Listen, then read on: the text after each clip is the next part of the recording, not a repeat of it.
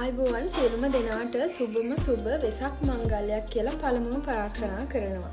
ඉතින් මම ඕලු සහ සුදු නෙළුම් අරගෙන මොකද්ද මේ කරන්න යන්නේ කියලා දන්නවද?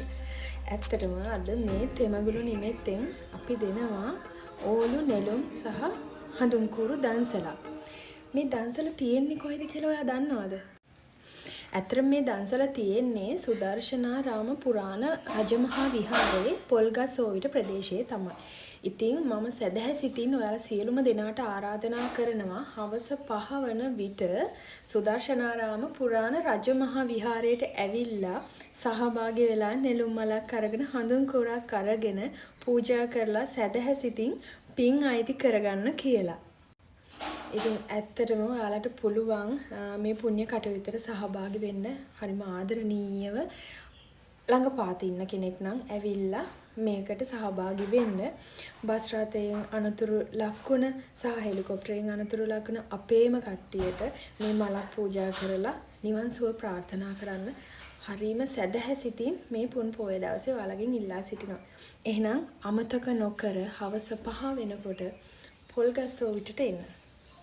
මලක් පූජා කරලා සදහැ සිතින් දන්සල් වඳින්න යන් අපි ඊට පස්සේ නේද? එහෙනම් ඔයාලා එනකම් බලාගෙන ඉන්නවා. තෙරුවන් සරණයි. අනේ මට සමා වෙන්න මේ මල් ගත්ත ආකාරය ඕගොල්ලොන්ට මම කියන්න ඕනේ. මට ඕලු මල් නම් දුන්නේ මත්තේගොඩ කැම්ප් එකේ තමයි. ඇත්තටම මල් 250කට අධික ප්‍රමාණයක් මට ඒගොල්ලොන් පරිත්‍යාග කළා දෙන්න දන්සල සඳහා. ඉතින් සුදු නෙළුම් නම් දුන්නේ කැස්බෑවේ වැවෙන් අපි මුදල් දීලා තමයි ගත්තේ.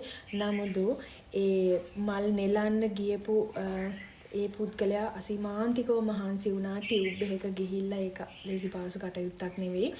එතුමන්ලටත් කැම්ප් එකේ සියලුම දෙනාටත් නන්නයිරි සහාය දුන්න සියලුම දෙනාට ඉතින් මේකේ පින් අයිති වෙනවා. ඉතින් මම මේ මතක් කිරීම කරේ කෘතගුණ සැලකීමක් සඳහා. මතක ඇතුව එන්න ඇවිල්ලා මලක් අරගෙන අපි එහෙනම් දන්සල් වදිමු. එහෙනම් හමු වෙමු.